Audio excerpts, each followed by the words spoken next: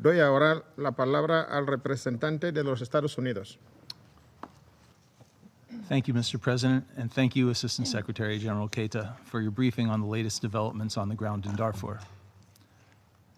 Mr. President, we continue to evaluate the impact of President Omar al-Bashir's announcement last Friday. We are deeply concerned about the declaration of a national state of emergency and call on the government of Sudan to respect the rights of all individuals in Sudan, bring an immediate end to the violent repression of peaceful protests, and seek accountability for those responsible for violations and abuses.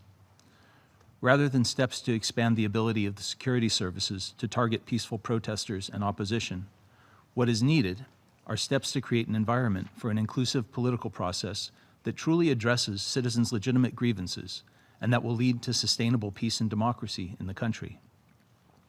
Mr. President, just over 2 months ago, the Security Council agreed on a presidential statement noting some progress in the security situation in Darfur and expressing support for the eventual transition from peacekeeping to peacebuilding and development.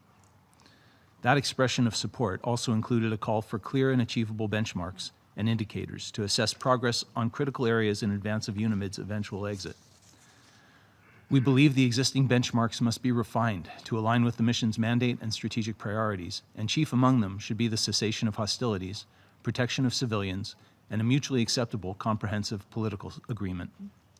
We await the UN strategic assessment and its recommendations on the pursuit of critical benchmarks and indicators ahead of this transition.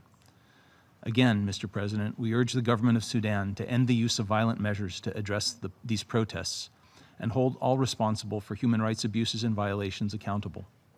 We call for an inclusive political process toward elections wherein all Sudanese are able to exercise their rights to freedom of expression, freedom of association, and freedom of peaceful assembly.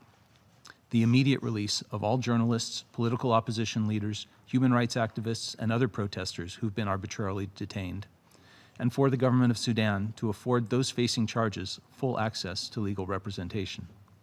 I thank you. Doy las gracias al representante de los Estados Unidos por su declaración.